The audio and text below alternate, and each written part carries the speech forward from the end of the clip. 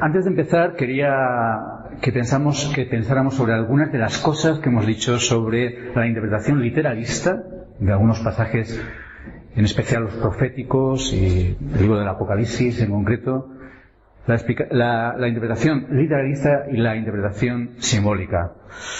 Y quería que viésemos lo importante que es tomar una decisión apropiada sobre este tema. Es tan importante que fijaos que espiritualizar pasajes que son literales nos puede llevar a negar pues la historicidad de Adán, de Eva, nos puede llegar a trastocar el relato de la creación y decir que lo que dice ahí es simbólico y no es un pasaje narrativo, y meter ahí cosas como la evolución, etcétera, y negar la historia de la creación. Así que espiritualizar lo que es literal, dar un significado poético o simbólico a lo que es histórico y narrativo, tiene sus consecuencias. Por ejemplo, la doctrina de la venida de Cristo ha sido negada, espiritualizándola y dándole un significado simbólico a pasajes donde se habla de una venida física, real, literal y personal de nuestro Señor Jesucristo. Así que espiritualizar y dar una interpretación simbólica a pasajes literales es grave, tiene unas consecuencias serias. Ahora, dar una interpretación literalista a pasajes que deberían ser interpretados simbólicamente, pues también.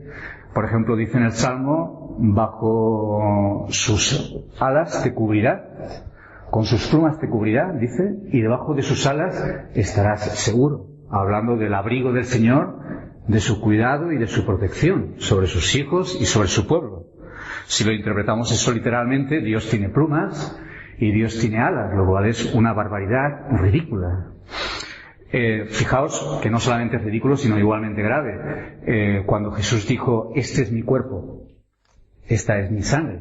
Si nosotros interpretamos literalmente algo que el Señor claramente estaba utilizando como un símbolo, como una ilustración, como una ceremonia simbólica de su muerte, de su sacrificio y de su redención, si nosotros tomamos eso literalmente, llegamos a la doctrina herética de la transustanciación católica, en la que los católicos, cuando se está celebrando la misa, literalmente están comiendo, están masticando el cuerpo de Cristo, y el sacerdote está tragándose la sangre de Cristo, realmente. A las órdenes del sacerdote, cuando él pronuncia unas palabras, el pan y el vino se convierten literalmente en el cuerpo y en la sangre del Señor Jesucristo. Esto es una blasfemia y es una doctrina bastante grave. Y esto viene de interpretar literalmente una enseñanza que debería ser interpretada de una manera muy sencilla, en su sentido simbólico y alegórico. Así que tanto es un error grave lo uno como lo otro. Ahora, teniendo esto en cuenta, pues a ver qué hacemos con Apocalipsis 20, porque esto puede tener pues también unas implicaciones bastante serias. En primer lugar, antes de ver lo que estábamos viendo sobre los versículos 4 hasta el 6, que son muy importantes, vamos a ver los primeros 3 versículos. Los hemos leído, ¿verdad?, en casa. Todos, antes de venir aquí, es bueno que repasemos estos capítulos básicos, centrales, fundamentales sobre la escatología, como son, recordamos, Apocalipsis 20, Segunda de Pedro 3, Mateo 24 y 25, también los pasajes relacionados de Marcos 13 y Lucas 21, pero especialmente por lo menos Mateo 24, Mateo 25, Primera de Tesalonicenses 4, 5, Segunda de Tesalonicenses 1, 2, también son importantes. Releamos estas cosas y familiaricémonos con lo que dice la palabra sobre este tema tan a veces descuidado. Dice así la palabra de Dios: vi a un ángel que descendía del cielo con la llave del abismo y una gran cadena en la mano, y prendió al dragón, la serpiente antigua, que es el diablo y Satanás, y lo ató por 1000 años, y lo arrojó al abismo, y lo encerró, y puso sus sellos sobre él, para que no engañase más a las naciones, hasta que fuesen cumplidos 1000 años. Y después de esto debe ser desatado por un poco de tiempo. Bien, fijaos qué ridículo es interpretar esto literalmente. Satanás, un ser angelical, un ser espiritual, una criatura espiritual, que es atada con una cadena. Si interpretamos esto literalmente, un ángel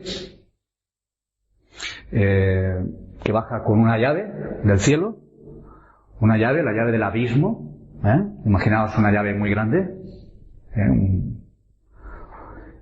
con una cadena inmensa, debería de ser bastante grande para poder sujetar a este ser tan poderoso, a este ángel tan poderoso, y además lo representa como un dragón. O sea, hay un dragón, Satanás es un dragón, y lo echa a un abismo, a un pozo muy grande, y le pone una tapa, y ahora ya no puede salir y ya no puede hacer nada. Ridículo, ¿verdad? Una interpretación literalista. Yo no conozco a nadie que esto lo interprete así. Sería ridículo.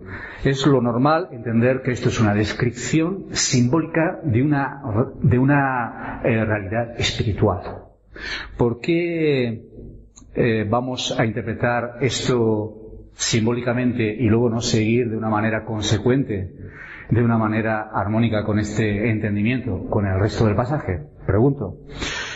Pues algunos lo interpretarían de una manera ridículamente literalista esto. Pero lo normal, lo sensato, es reconocer que aquí está cargado este pasaje con un montón de símbolos, hablando de esta realidad, de esta profunda realidad espiritual. Y es que Satanás ha sido vencido, Satanás ha sido derrotado para que el Evangelio llegue a las naciones, a los gentiles. Esta es la interpretación más sencilla, es la interpretación que el milenarismo tiene de este pasaje, entendiendo que esto es una descripción simbólica de una realidad espiritual que está ocurriendo en este tiempo, en esta dispensación, desde que Cristo vino a esta tierra y trajo su reino hasta que Cristo vuelva una vez más en su segunda venida. Vamos a ir a algunos pasajes para ver cómo esta verdad es representada en el Nuevo Testamento de la misma manera. Uno de los pasajes más claros sería en Mateo 12. Bueno, no es necesario que lo busquemos, recordemos aquellos momentos en los que después de que Cristo echa fuera demonios, los fariseos se enfrentan a él diciendo que lo hace por el poder de Satanás. Y el Señor les dice, si el hombre fuerte no entra primero en la casa y ata al hombre armado, no puede saquear sus bienes, no puede hacer nada. Si primero no le ata. Es decir, lo que he hecho yo aquí es atar a Satanás. Satanás está atado por mi poder y con mi venida. Y esto está utilizando la misma palabra que en Apocalipsis 20, cuando dice que fue atado por 1000 años. Hay un pasaje muy importante también que refleja esta misma realidad cuando Cristo muere en la cruz y nos habla del efecto que su muerte tuvo sobre el mundo espiritual, sobre los demonios, sobre los principados y las potestades. Cuando nos dice en Colosenses 2:15 algo muy relacionado a lo que acabamos de leer. Dice en el versículo 15, después de mencionar la cruz en la cual clavó el acta de nuestros decretos y anuló esa sentencia que teníamos en contra por nuestro pecado, dice, añadiendo a este gran hecho, dice, y despojando, Colosenses 2:15 dice, y despojando a los principados y a las potestades, los exhibió públicamente, triunfando sobre ellos en la cruz. Hay una realidad que nos plantea el Nuevo Testamento maravillosa. Es que Cristo en su venida venció a Satanás. Cristo, cuando trajo su reino a la tierra, en su primera venida, venció a Satanás. Cristo venció a Satanás en su muerte también, en la cruz. Aquí el cuadro que se está mostrando es la de un ejército que ha sido vencido. Muchos eruditos plantean esta imagen. En la antigüedad, cuando un reino poderoso, cuando una nación poderosa, vencedora, como era el caso de Roma, que estaba derrotando continuamente a sus enemigos, cuando traía a sus enemigos, los presentaba ante el pueblo en un desfile victorioso, mostrando sus victorias, mostrando los botines que había conseguido en sus batallas y en sus victorias.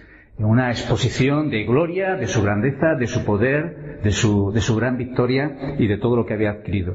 Basándonos en esa imagen, en ese lenguaje, la Escritura lo que nos muestra es que en la cruz Cristo hizo eso con los principados y las potestades, exhibiéndolas públicamente, mostrando su triunfo sobre ellos en la cruz. Algo maravilloso, nos plantea el Nuevo Testamento, ocurrió en la venida de Jesucristo, y especialmente en su muerte en la cruz, referente a Satanás y al mundo espiritual. Fue vencido.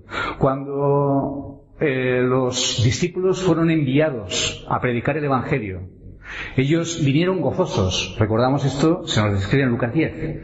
Vinieron gozosos diciendo: hasta los demonios se nos sujetan en tu nombre. Y el Señor Jesucristo, cuando ellos vinieron diciendo estas palabras, en Lucas 10 y 17, y los versículos que dicen a continuación, que se nos dicen a continuación, el Señor dijo: yo veía a Satanás caer del cielo como rayo, como un rayo. Es decir, el Señor Jesucristo está relacionando la derrota de Satanás, la caída de Satanás, el juicio de Satanás, con el avance del Evangelio, con la predicación del Evangelio, del reino, con la llegada del reino en la primera venida de nuestro Señor Jesucristo. Vamos a un último pasaje en Juan capítulo 12. Por favor, sí, vamos un momentito a nuestras Biblias.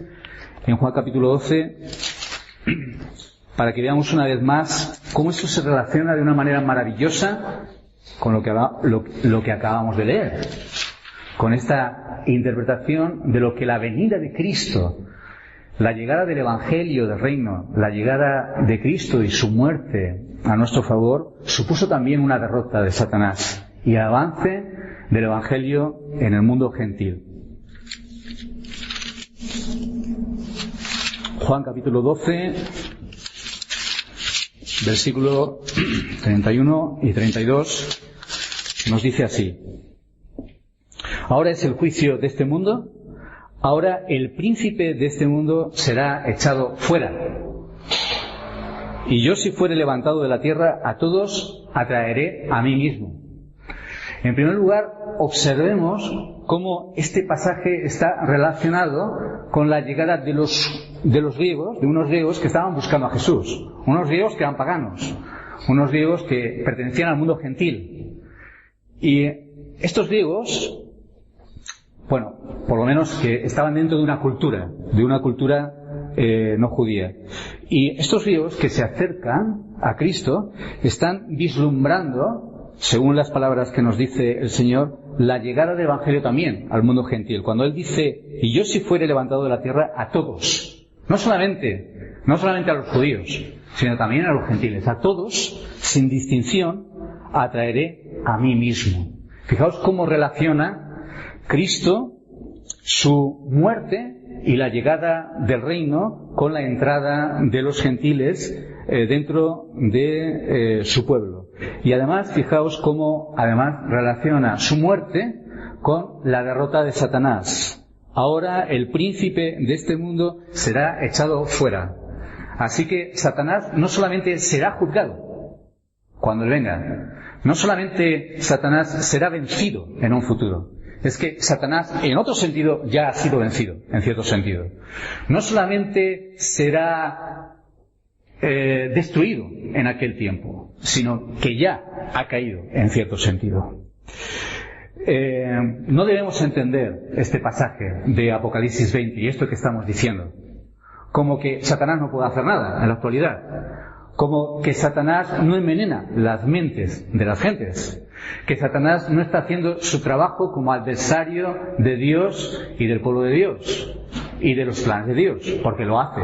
No quiere decir que esté inactivo, que esté impotente y que no puede hacer nada.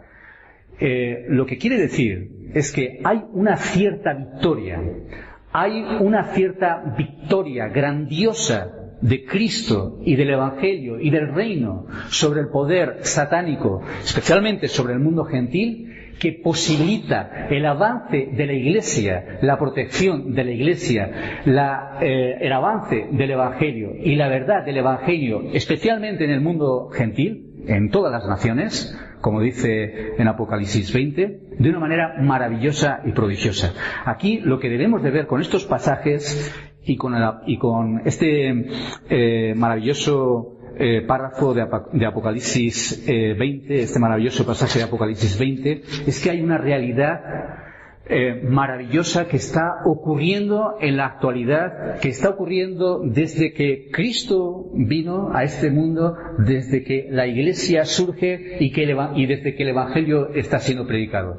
Y es que está ocurriendo un verdadero acto de poder sobre el mundo satánico, sobre Satanás, para que esta realidad siga llegando adelante. Si nosotros hemos creído en Cristo, si nosotros hemos creído en el Evangelio, si nosotros hemos aceptado el reino y hemos entrado en el reino, ha sido porque Satanás ha sido derrotado bajo nuestros pies, ha sido porque Satanás ha sido vencido por nuestro Señor Jesucristo. Y como dice la Escritura, Satanás no nos toca. El que es de Dios, el que es nacido de Dios, ha vencido al mundo.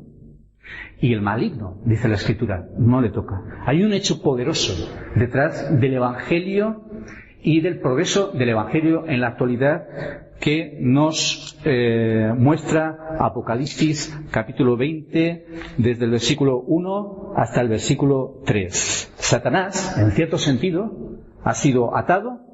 Satanás, en cierto sentido, está siendo detenido, está siendo derrotado para que su poderío absoluto sobre los gentiles, su gran poder de engañar, de tapar los ojos a los gentiles, sea detenido y el Evangelio pueda llegar a estas naciones como está ocurriendo en la actualidad. Así que, en primer lugar, los primeros versículos, cuando hablan del atamiento de Satanás, no debemos entenderlos literalmente. Entenderlo literalmente nos lleva a unas interpretaciones ridículas. Esto es una descripción simbólica y espiritual de una realidad que ya nos describe en el Nuevo Testamento, en distintos pasajes y de otras maneras. En segundo lugar, los versículos del 4 al 6 nos describen el reinado de los santos con Cristo durante 1000 años. Esto normalmente es interpretado refiriéndose a un reinado literal de Cristo de 1000 años sobre la tierra. El peso de esto, la base de esta interpretación está puesta sobre una interpretación lineal del Apocalipsis. Es decir, primero se nos dice esto en el Apocalipsis, luego va a pasar esto, luego lo otro, y se está describiendo de una manera lineal. Así que en el capítulo 19 se ha hablado de la venida de Cristo. Se nos ha descrito a Cristo viniendo en un caballo blanco, con unas vestiduras llenas de sangre, una espada saliendo de la boca, viniendo para vencer y para juzgar. Esta venida de Cristo, siguiendo con esta interpretación lineal, pues a continuación vienen los sucesos que nos dicen en Apocalipsis 20. Es una visión del Apocalipsis con una estructura lineal. Frente a esto, todo lo contrario, el Apocalipsis está en una estructura cíclica. El Apocalipsis está repitiendo cíclicamente cosas que ya se han dicho anteriormente, pero desde distintas perspectivas, enfocándolo, que a veces más de cerca, a veces con más detalles, a veces con menos. Aquí se nos está repitiendo cosas que ya se han dicho, especialmente en los capítulos 11, 12, 13, 14. Si nosotros examinamos detenidamente lo que se nos dice en 11, 12, 13 y 14, y lo comparamos con lo que se nos dice en el 20, en el 19, especialmente en el 20, veremos que está diciendo exactamente lo mismo y se está repitiendo la misma estructura. Así que esto es otro error importante que hay que tocar. Aquí no hay una estructura lineal. Viene Apocalipsis 19, la venida de Cristo, y después de esto viene un milenio. Eso sería premilenialismo. Cuando hablamos de premilenialismo, pretribulacionismo, estamos hablándolo en relación a la venida de Cristo. Cristo viene primero, Cristo viene primero, y después ocurre tribulación, ocurre milenio, etc. Entonces esta visión entiende que primero viene Cristo, como viene así reflejado en el capítulo 19, y luego en el capítulo 20 viene el milenio, ¿verdad? Pues a continuación el milenio, después de la venida de Cristo.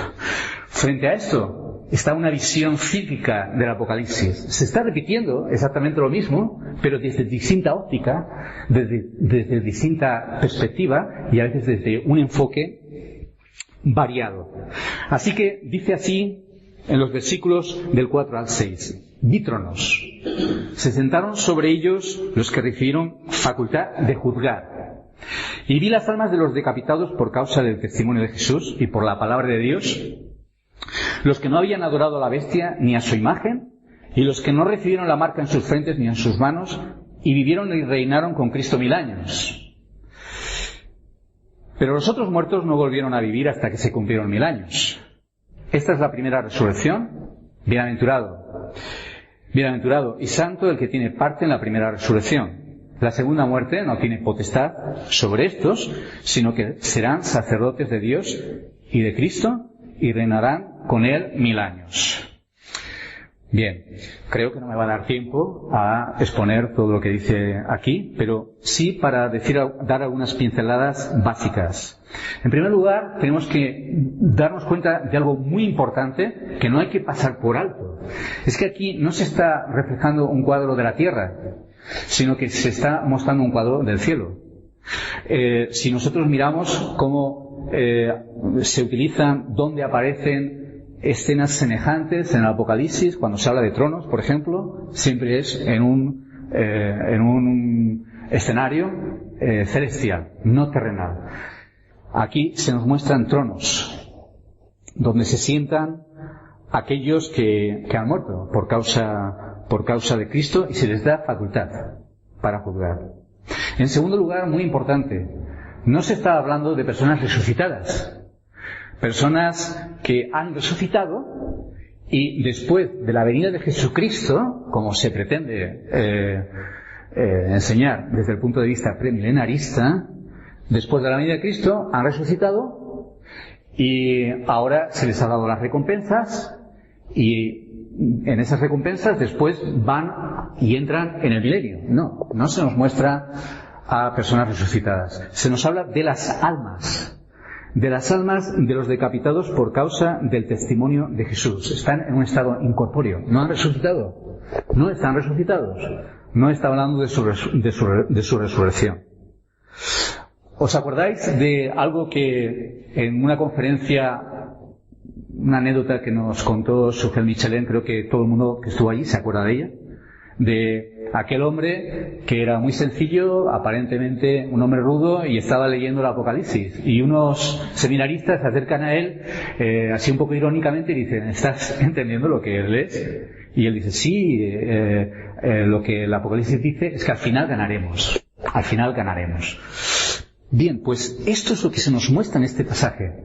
Pero más que eso incluso, no solamente se nos muestra que al final ganaremos y que ellos perderán, aunque parece que están ganando, y que la Iglesia está perdiendo. En este tiempo está siendo perseguida, en los tiempos en los que Juan recibe la revelación del Apocalipsis y está escribiendo, la Iglesia está pasando una gran tribulación, una gran persecución. No solamente se muestra que nosotros ganaremos y que ellos perderán y serán condenados, es que se nos muestra que ya estamos ganando, que los que aparentemente están perdiendo, están sufriendo y están muriendo por causa del Evangelio, están reinando. No están perdiendo como aparentemente parece, sino que están reinando con Cristo. Uno de los puntos importantes de esta perspectiva que estamos mencionando es el énfasis en una realidad que se nos enseña en las Escrituras de una manera clarísima, y es muy importante. Y es que el reino no es algo solamente que vendrá, que sí, es algo futuro también. No solamente es algo futuro, que sí, que también lo es, sino que también es algo presente. El reino es algo que vendrá y algo que ya está entre nosotros, en medio de nosotros. El reino vendrá, es futuro, y el reino es presente. Cuando el Señor Jesucristo estaba hablando sobre el reino, Él enseñó eso. Dijo, el reino no dirán, mira, que está aquí o está allá. No, el reino ya está aquí, en medio de vosotros. El reino ya ha llegado. Esa fue una de las primeras verdades, uno de los primeros mensajes que los discípulos de Cristo fueron predicando. El reino de Dios se ha acercado. El reino de Dios ya ha llegado. Fue uno de los mensajes esenciales de la Iglesia cristiana. Y una de las realidades más maravillosas que nos enseñan las Escrituras es que nosotros no solamente seremos reyes y sacerdotes, no solamente seremos reyes y sacerdotes, lo seremos, pero nosotros ya somos reyes y sacerdotes, ya lo somos en el presente. Es así como en el primer capítulo, en uno de los primeros versículos de Apocalipsis 1, se nos describe, dice, y nos hizo, o sea, nos ha hecho ya, y nos hizo reyes y sacerdotes. Nos hizo. Es lo mismo que nos dice en Primera de Pedro 2, 9 en adelante. Nos menciona como reyes, como sacerdotes. Esa es la descripción que la epístola de Pedro, en Primera de Pedro, hace de la Iglesia, de nosotros. No solamente seremos reyes, sacerdotes, ya lo somos, ya estamos reinando. Y lo que se nos dice aquí, en este versículo, no solamente es que estos que han muerto por causa de Cristo reinarán, que reinarán. Es que ya están reinando con Cristo, y lo están haciendo según la interpretación que nosotros estamos diciendo, que no es literal, no está hablando de 1000 años literales, el reino de Cristo, y nosotros vamos a reinar durante 1000 años, y luego ya no reinamos.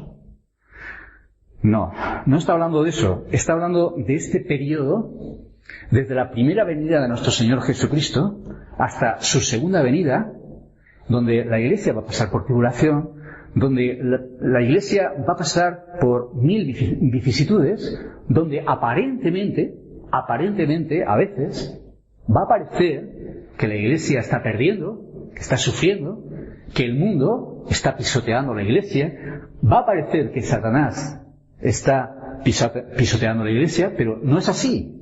No es así. Nosotros somos reyes. Estamos en nuestro reino ya, en un sentido, el reino de Dios ya ha venido, y estamos reinando con Cristo. Y aquellos que han muerto por causa de Cristo están ya reinando. Una observación más.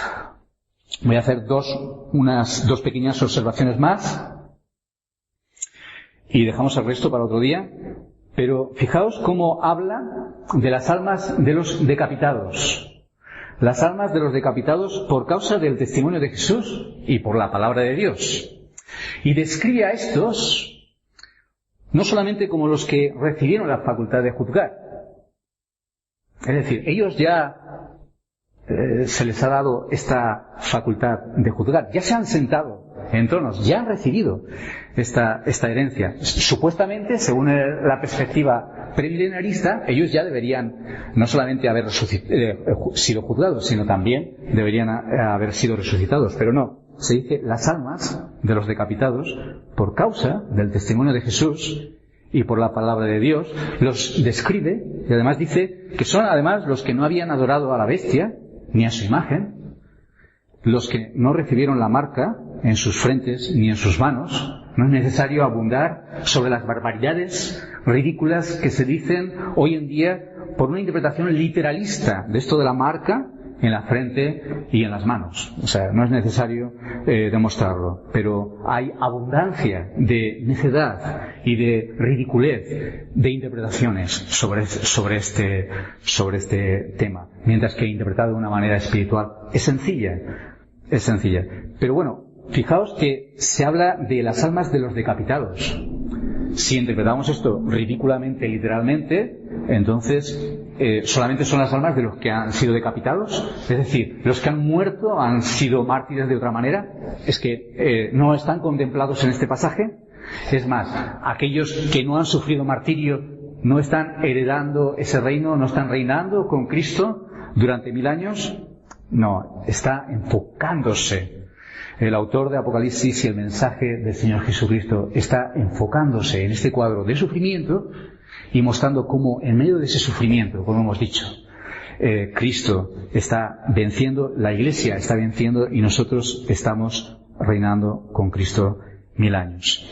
Meditamos en casa y pensamos cómo aquí se habla de primera resurrección.